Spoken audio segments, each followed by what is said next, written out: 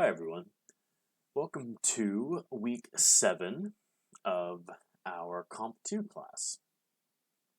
In this video, I am going to walk you through everything that we're doing in class this week.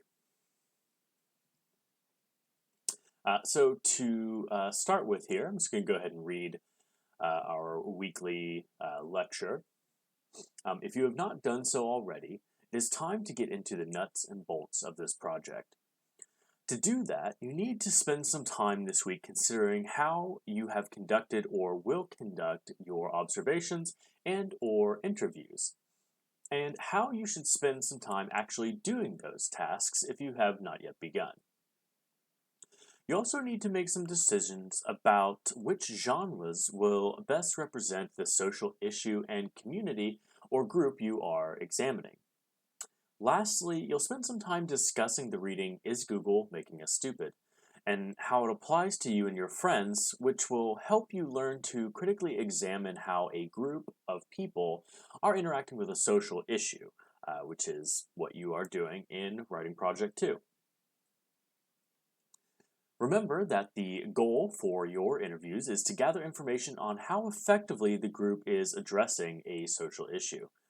That means you need to consider what constitutes effectiveness for your group, which will vary, depending on your group and depending on who you are and the issue that you're looking at.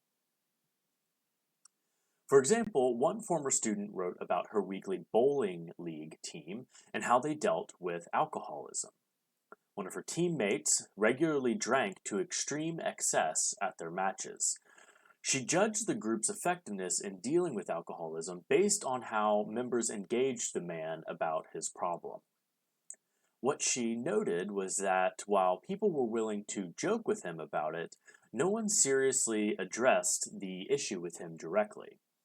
Her analysis of her group's actions and the news articles she found about how some recreational sports leagues were addressing the issue of alcoholism by banning alcohol outright led her to judge her group's actions as ineffective. Another example, a student analyzed how effective her workplace was in reaching out to veterans seeking employment. She found news articles discussing how some businesses, such as Amazon, have in-house veteran recruitment programs, and other businesses work to educate veterans about how their military skills can translate from the armed forces to the private sector. When comparing those ideas to her employer's actions to recruit veterans by using third-party companies and giving a single briefing on veteran recruitment, she judged that her employer's actions as providing the bare minimum and in need of a more proactive strategy. Take some time this week and consider what criteria you are going to use to analyze and judge your group's actions. If you struggle with that, please don't hesitate to contact me and ask for assistance. As you are observing and interviewing, be sure to take good notes. Those can be taken on paper, typed into a computer, or recorded. How you would like to complete the work is entirely your choice. However, you will need to discuss the process of observing and or interviewing in your essay, in Writing Project 2, that is. So, you should be sure to keep all notes and to record as much as possible for future use. All right, so step 1 for this week, you have some readings from our textbook. First, you are going to read the chapter on finding sources. And as you do that, pay close attention to the section Doing Field Research. And I have the page numbers for that there. And then you're also going to read this essay, Is Google Making Us Stupid? These readings are going to help you prepare to interview or observe your group and prepare you to do a self-analysis in preparation for analyzing your group's actions in Writing Project 2. Step 2 is observing or interviewing your group. Now that you have some idea of what a multi-genre essay is, we covered that last week, it is time to start conducting your observations. Remember, you need to be observing or interviewing a group. This does not include family members, an individual, or a number of people with no clear connection to one another. A group might include workers at a store dealing with theft, members of a charitable group battling homelessness, players on a recreation league team challenging racism, members of a religious organization assisting the hungry, regulars at a restaurant or club caring for the intoxicated, and so on. You should observe your community or group and or interview some group members. And after reviewing the doing research section in the field guide, write a 1 to 2 page essay explaining how you are conducting those observations and interviews and how you are tracking the information you are gleaning from your research.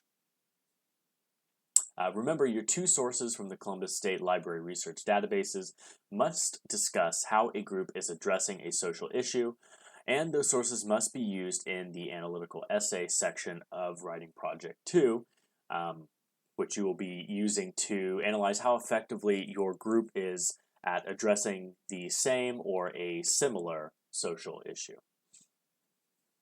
So, kind of a lot of information there, but basically you're thinking about how you are going to observe or interview your group, and then you're going to write a short essay, 1 to 2 pages, explaining, how are you going to do those observations. You could talk about when are you going to do them, where are you going to go, who or what are you observing, are there going to be particular actions that you are looking for. If you're doing interviews, maybe talk about who you plan on interviewing, what you plan on asking them, and then also talk about how you're going to keep track of all that information. Are you going to record the interviews? Are you going to jot down notes while you're doing your observations? How are you going to keep track of all this data that you are collecting? In step 3, you are going to analyze your reliance on technology. And now this is kind of a practice analysis where you will be analyzing how you deal with a social issue.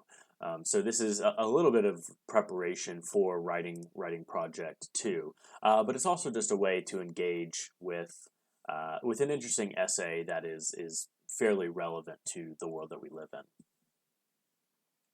After reading Is Google Making Us Stupid?, write out your response to Nicholas Carr's question.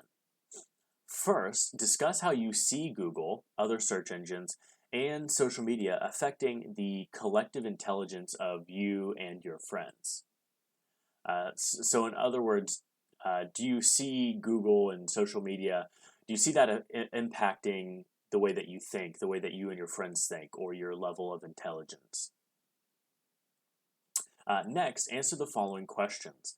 What concerns do you have regarding the fleeting nature of today's discourse? And so that kind of what I mean by there is, so discourse is kind of a fancy word for communication. It doesn't exactly mean communication, but like a discourse can be a conversation. Someone giving a speech, they are presenting a discourse. So it has a little bit to do with dialogue, with people interacting and communicating with each other. And in today's world, we're getting our information from a bunch of different sources, and very often we are moving from one topic to the next very quickly. We almost don't really have time to fully process the things that we are hearing in the news and really think about their implications and their consequences before we're moving on to something else. So that's essentially what this first question is asking you to think about. Next, you find yourself overly reliant on technology to the detriment of your natural abilities. Or do you see your technical skills as an addition to your physical talents? So to word that a different way, do you see your skills with technology and media, do you see those as supplementing or reinforcing, strengthening your more physical abilities? Hopefully that makes sense. Once you've thoroughly responded to Carr's question, use Carr's text as a lens to analyze whether you meet Carr's idea of being machine-like or of possessing a form of artificial intelligence.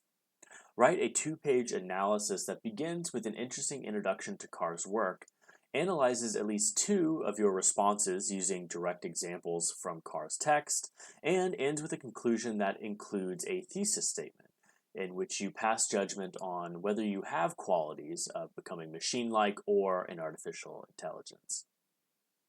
And just a little quick note here, you don't need to do any in-text citations or works cited page with this assignment.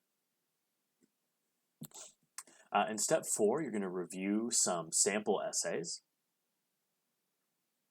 Take a moment to go and review one or two of the example Writing Project 2 essays that are posted under Writing Projects and Rubrics.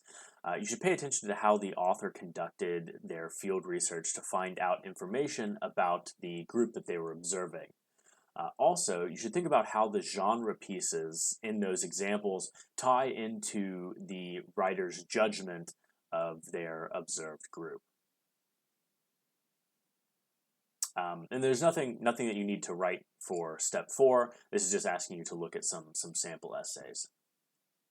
Now, in step 5, you're going to be posting to the discussion board. You have a post due Thursday and then a second post due Saturday.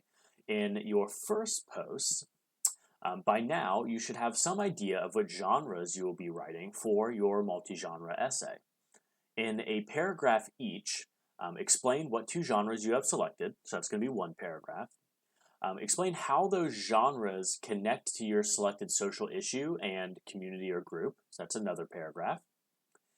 And then in your third paragraph, talk about why you have decided to use these 2 genres to represent your work. And those paragraphs don't need to be super long. Aim for maybe 4 to 5 sentences each. For your second post, once you have your genre discussion posted, comment on 2 other posts by classmates. Comment on the reasoning for the choices and offer suggestions. Do the genres seem naturally connected with the selected social issue and community? What other genre might also connect with their topics, and why might those genres make a better choice? You can also, if you have any other suggestions to make or any other things that you want to comment on, feel free to do that as well. But these are some ideas of things that you could talk about when you reply to your peers. And then finally, for step 6, you're going to submit your work. And for that, you should just submit all of the writing that you completed for steps 1 and 2, which are the sections on observing and analyzing. I think that pretty well covers it for this week. At the point of recording this video, I believe I have 5 more of your papers to grade. If I am lucky, I will be able to get those back to you later today, Monday. But if not, I will definitely get them back to you on Tuesday. All right, I think that is all for now. Let me know if I can help you in any way.